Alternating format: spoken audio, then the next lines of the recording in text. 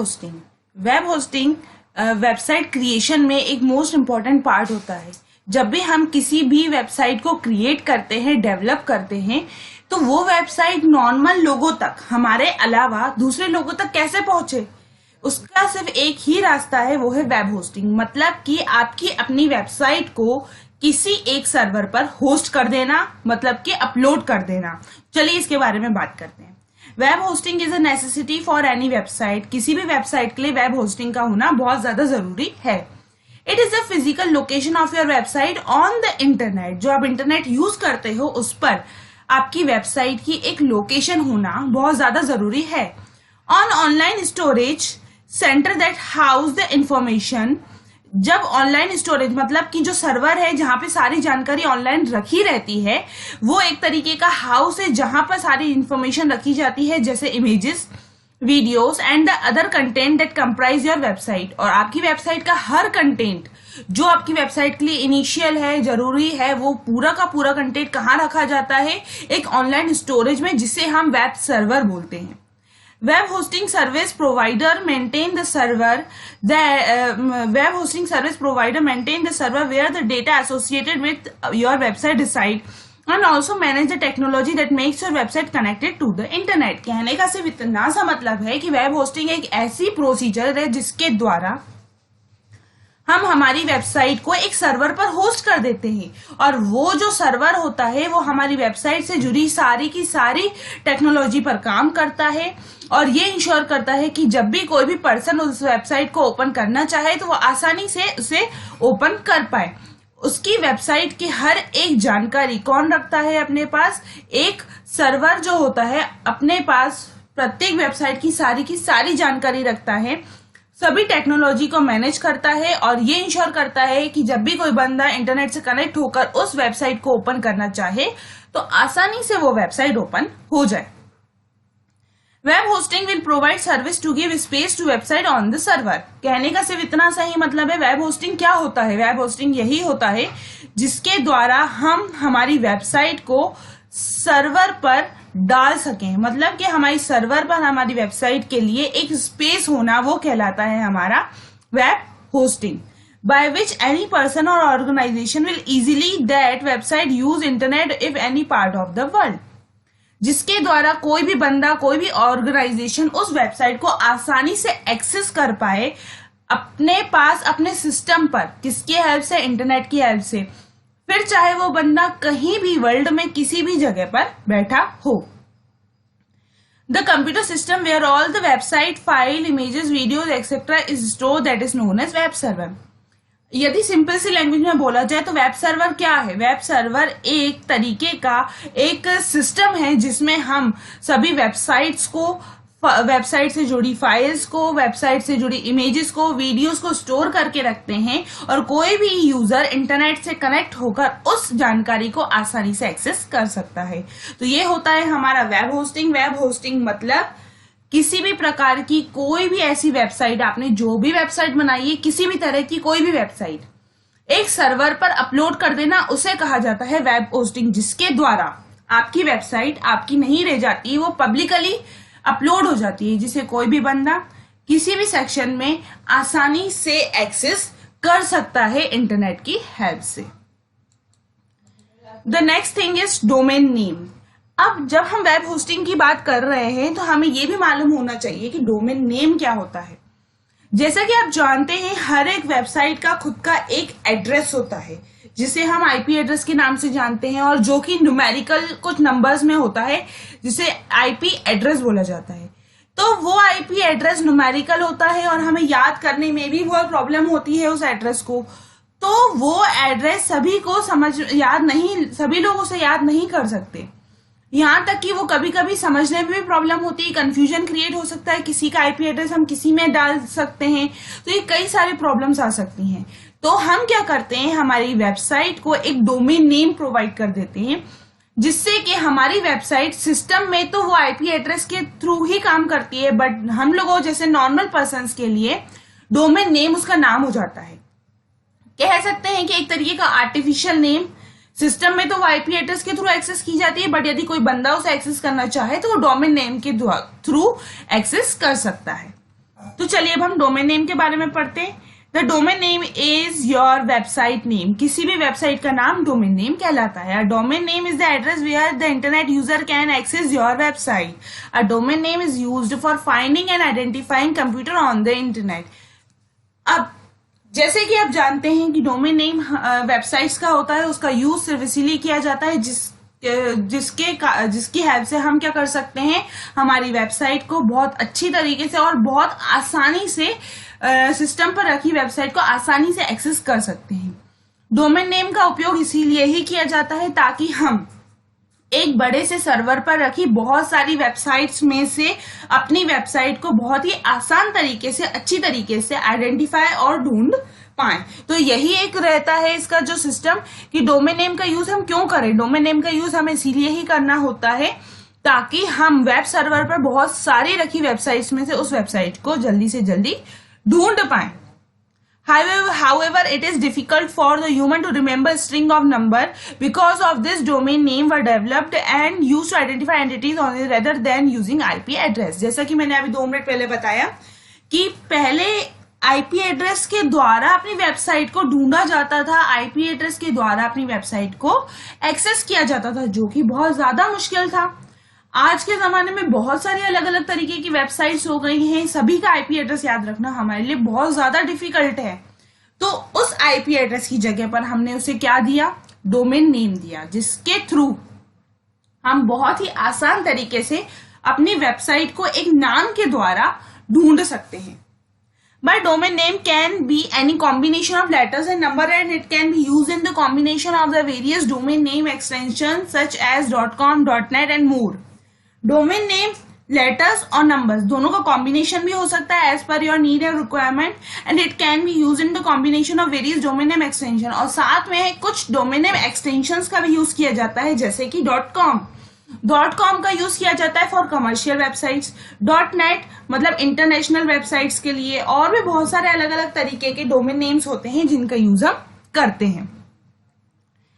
The domain name must be registered before you can use it. Domain name का उपयोग करने से पहले जरूरी नहीं है कि आपने अपनी वेबसाइट का नाम रख दिया और सब लोग उसी नाम से आपकी वेबसाइट को जानेंगे, ऐसा नहीं होता है।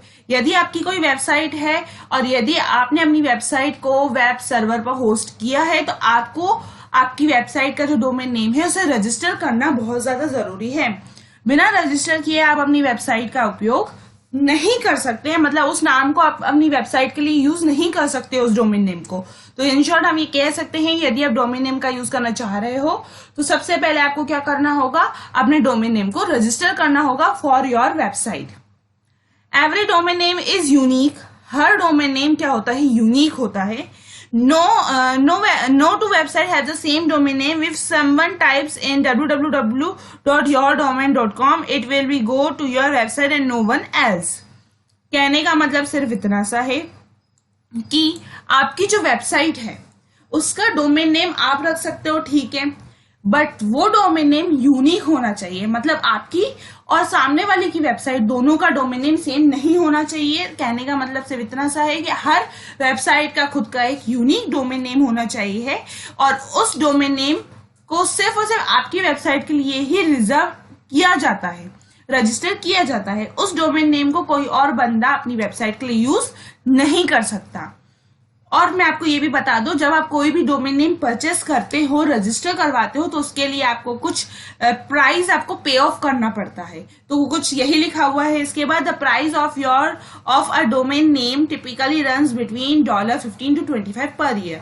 तो यदि आप अपनी वेबसाइट के लिए डोमेन नेम रजिस्टर कर रहे हो तो उसके लिए आपको क्या देना होता है, आपको आपकी वेबसाइट के लिए कुछ डोमेन नेम के लिए कुछ अमाउंट पे ऑफ करना पड़ता है, जैसे कि पर ईयर के लिए $15 से लेकर $25 तक।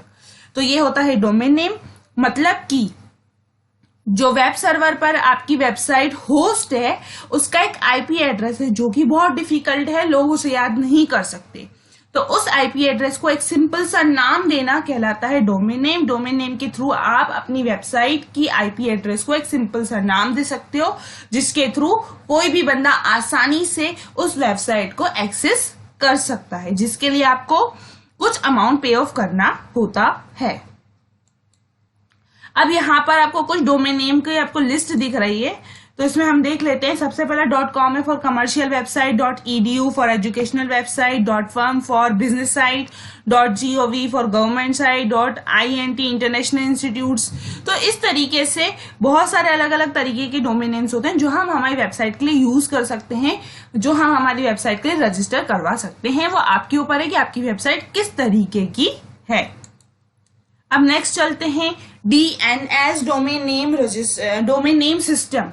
इसको डोमेन नेम सर्विस भी बोला जाता है, सर्वर भी बोला जाता है। यदि मैं सिंपल सी लैंग्वेज में आपको बताऊं तो डोमेन नेम सर्वर सिस्टम है क्या। आपने अपनी वेबसाइट के लिए डोमेन नेम ले लिया, आपने या फिर किसी और कस्टमर ने आपकी वेबसाइट को डोमेन नेम के थ्रू एक्सेस करना चाहा, तो आप जो उस यूजर ने डोमेन नेम डाला तो वो रिक्वेस्ट कहाँ गई, सर्वर के पास। सर्वर के पास रिक्वेस्ट गई तो सर्वर के पास होता है डोमेन नेम सिस्टम, मतलब DNS। वो क्या करेगा, आपके डोमेन नेम को कन्वर्ट करेगा अगेन IP एड्रेस में, और उस IP एड्रेस की वेबसाइट को ढूंढ कर निकालेगा और यूजर के सिस्टम पर जाकर डिस्प्ले कर देगा। कुछ यही यहां पर लिखा हुआ है। DNS work as the converter, जैसा कि मैंने बताया एक तरीके का कन्वर्टर जो कि डोमेन नेम को किसमें कन्वर्ट करता है, IP एड्रेस में, जो कि आपके वेबसाइट का IP एड्रेस होता है। It will convert domain name into IP address. मैंने भी अभी यही बात बताई आपको, जो ये क्या करता है, डोमेन नेम को IP एड्रेस में कन्वर्ट कर देता है। When we type any domain name in the address bar of the any web browser, that time it will convert that domain name into IP address। जब भी हम किसी browser के एड्रेस बार में डोमेन नेम डालते हैं और search करते हैं तो सर्वर के पास एक रिक्वेस्ट जाती है। सर्वर क्या करता है, उस डोमेन नेम को सर्वर क्या करता है, DNS की हेल्प से उस डोमेन नेम को IP एड्रेस में कन्वर्ट करता है, और वहां पर जितनी भी स्टोर्ड वेबसाइट होती हैं अपना सबके पास यूनिक IP एड्रेस होता है।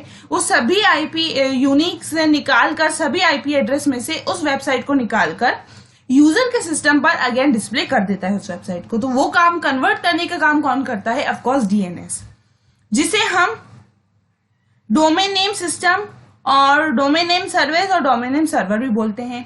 And internet service that translate domain name into IP address, ये एक तरीके की इंटरनेट सर्विस है जो कि डोमेन नेम को IP एड्रेस में कन्वर्ट करती है। Because domain name are the alphabetic, क्योंकि डोमेन नेम क्या होते हैं, अल्फाबेटिक होते हैं। They are easier to remember, यही कारण है कि हम हमारी वेबसाइट के लिए किसी डोमेन नेम को रजिस्टर करते हैं, क्योंकि वो अल्फाबेटिक होता है और उसे आसानी से याद रखा जा सकता है। The internet however is really based on IP address. Every time you use a domain name, therefore a domain name service must translate the name into the corresponding IP address। जब भी हम उस वेबसाइट को open करना चाहते हैं तो हम क्या करते हैं, हमारी एड्रेस बार में डोमेन नेम डालते हैं, बट ये डोमेन नेम सिर्फ हमारी समझ के लिए है, सिस्टम में इसे कोई नहीं जानता, सर्वर पर इस डोमेन नेम को कोई नहीं जानता। इस डोमेन नेम को सिर्फ DNS जानता है, डोमेन नेम सिस्टम। ये डोमेन नेम सिस्टम क्या करता है, उस नाम को लेता है, कन्वर्ट करता है उसके IP एड्रेस में, और सर्वर में उस IP एड्रेस की रखी हुई वेबसाइट को निकालता है और यूजर के सिस्टम पर शो कर देता है। तो ये कहलाता है डोमेन नेम सिस्टम। ये एक तरीके का कन्वर्टर की तरह काम करता है, जो कि किसी भी वेबसाइट के डोमेन नेम को IP एड्रेस में कन्वर्ट कर देता है। अब यदि आप अपनी वेबसाइट के लिए कोई भी डोमेन नेम रजिस्टर करवाना चाहते हो तो कुछ उसका प्रोसीजर होता है। तो जैसे कि प्रोसीजर में सबसे पहले आपको उस कंपनी के बारे में मालूम होना चाहिए जो कंपनी वो डोमेन नेम प्रोवाइड करती है। तो जैसे कि GoDaddy हो गई, बिगरॉक हो गई, domain.com हो गई, name.com हो गई, etc। ऐसे बहुत सारी अलग अलग तरीके की वेबसाइट्स होती है, कंपनीज होती हैं जो हमें डोमेन नेम प्रोवाइड करती हैं। तो first we have to create an account, और हमें उस जो डोमेन नेम प्रोवाइड कर रही है कंपनी, उसमें हमें हमारा अकाउंट बनवाना पड़ता है। इसके बाद हमें उस अकाउंट में लॉगिन करना पड़ता है। लॉगिन करने के बाद हमें उस कंपनी के होम पेज पे जाना पड़ता है, सर्च करना पड़ता है हमें हमारा डोमेन नेम जो आप चाहते हो, और उस बहुत सारी सर्च लिस्ट में से आपको आपकी डोमेन नेम को सिलेक्ट करना पड़ता है जो आप परचेस करना चाहते हो। फिर आगे का कंप्लीट जो प्रोसीजर होता है वो फॉलो करके आपको पेमेंट करनी होती है। ये पेमेंट एक ड्यूरेशन के लिए होती है, जैसे कि ईयरली में वैसे ही काम करता है। जब भी आप कोई डोमेन नेम परचेस करते हो तो वो कम से कम ईयरली का तो आपको पेमेंट करना ही होता है। इसके बाद आते हैं हम फाइलजिला पर। फाइलजिला एक तरीके का सॉफ्टवेयर है, हम ये बोल सकते हैं ये ओपन सोर्स और फ्री सॉफ्टवेयर है एफटीपी फाइल ट्रांसफर प्रोटोकॉल का।